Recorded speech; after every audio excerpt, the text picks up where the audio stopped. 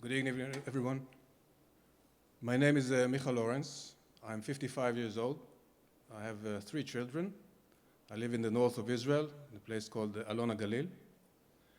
I'm the CEO of a high-tech company and a founder of a few startup companies. And I was a pilot in the Air Force, an F-16 pilot, for 30 years. And I still do active reserve in the headquarters of the Israeli Air Force. I'd like to make my speech quite short, but very clear, and explain to you and provide you some insights to what we are facing and what we are feeling in Israel in my perspective. So about 7 months ago, I got a call to attend duty and defend Israel and make sure that we remain a democracy. That call did not come in a brown envelope or on the phone. That call came from a moral compass. That moral compass told me very clearly that Israel is going the wrong way and we're nosediving towards a crash.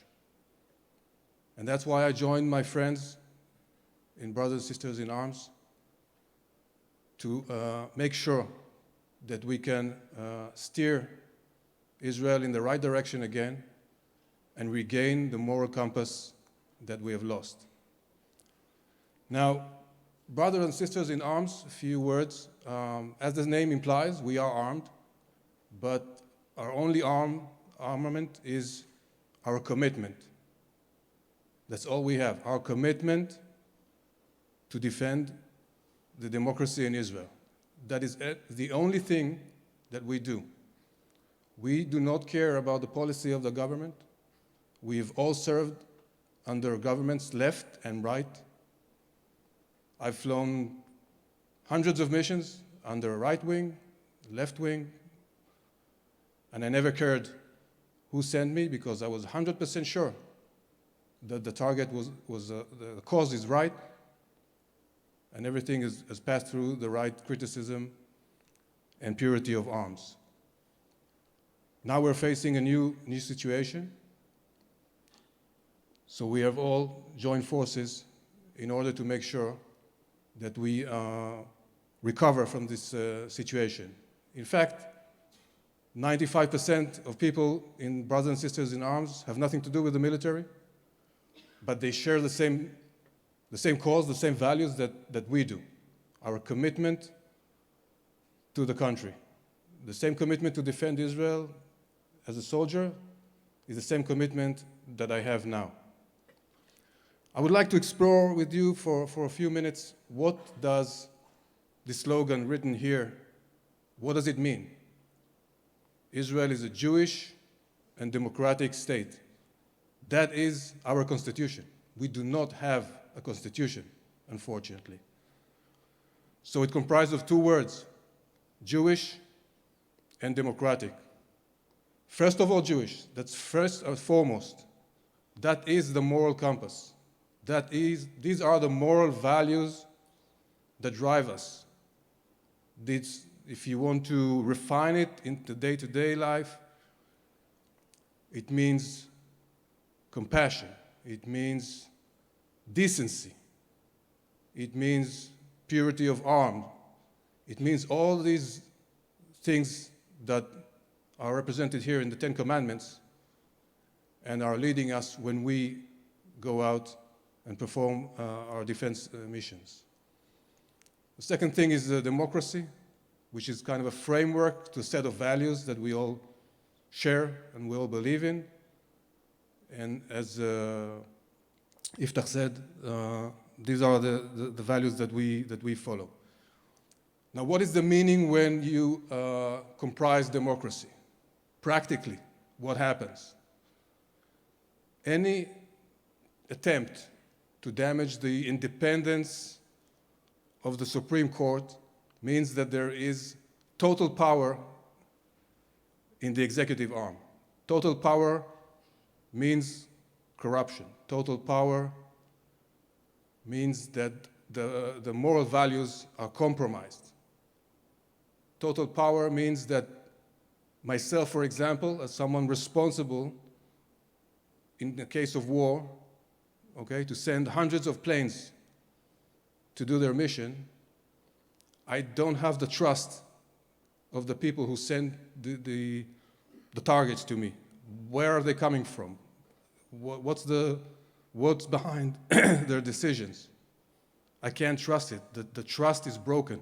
And that is the situation currently in Israel in the defense forces. This is an intolerable situation for us. And that's why we're doing very extreme measures in order to try and bring back this trust. This also has implications for the civil life. As said before, the backbone of Israel are the top 20, 30 percentile of the population who carry on their back the high-tech sector, the medical, the academic, the military. That is the backbone of Israel. The top 20 percentile pay 95% of taxes. Without that, Israel is doomed. Without that, Israel will start to disintegrate. Now, if you want to see a snapshot of the future, because the film is already playing, okay, it's not Hungary or Poland, because they are not surrounded by enemies, and they don't have different tribes, so to speak, like we have. If you want to see how the future looks if we continue this path, take a look at Lebanon. Lebanon, 1960s, 70s, was a flourishing country with a lot of good economy and a lot of tourism, considered to be the Europe of the Middle East. But then a lot of extreme groups came in, and the Christians immediately fled, and all the top 20% disappeared overnight almost. And since then, it's disintegrated to what it is today, which is one big nightmare and civil war after the other. So what I'm trying to convey here is that the threat is real.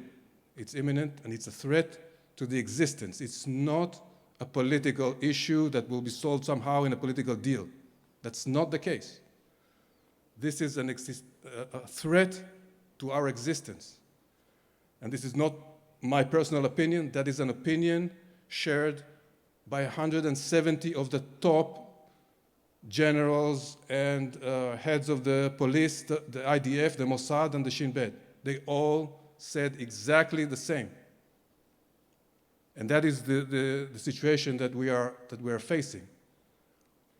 In terms of the timeline, many people say, okay, we're on the verge of falling down off the cliff.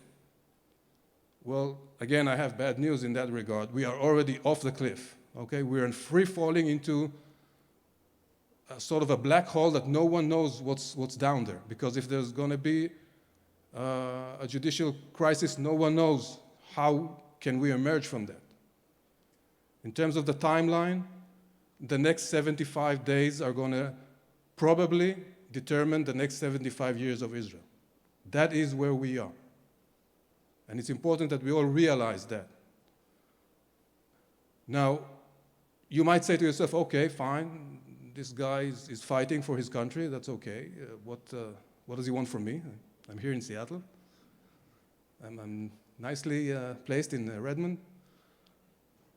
Well, I think that, as been said before, all the Jewish people that share the same values of Judaism and democracy, whether they're left and right, whether they're Orthodox or Reform, it doesn't matter.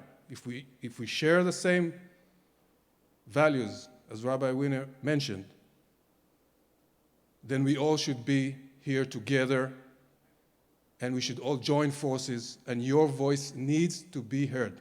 It hasn't been heard. I know Israel is to blame, that guy is to blame, this guy, it doesn't matter anymore who is to blame. The only thing that matters is the situation that we're in, and how can we make amends?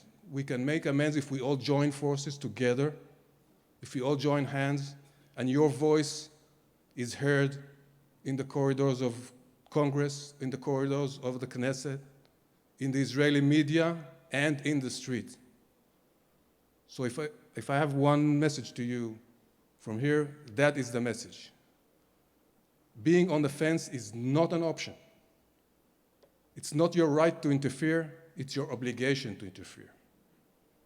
And it's not to interfere, it's to speak up and influence. Now, we are not going to give up, and we are going to win this at the end. As the only thing that we care about is for the judicial reform to stop. Once it stops, we're done. We're good. We just need to safeguard democracy. That's our job right now.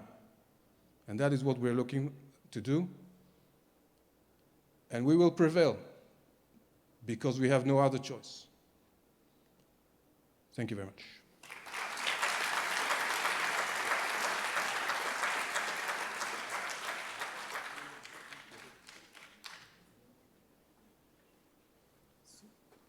So now we're going to do a few questions and answer. I have a short number of prepared ones, and then we'll open it for questions from the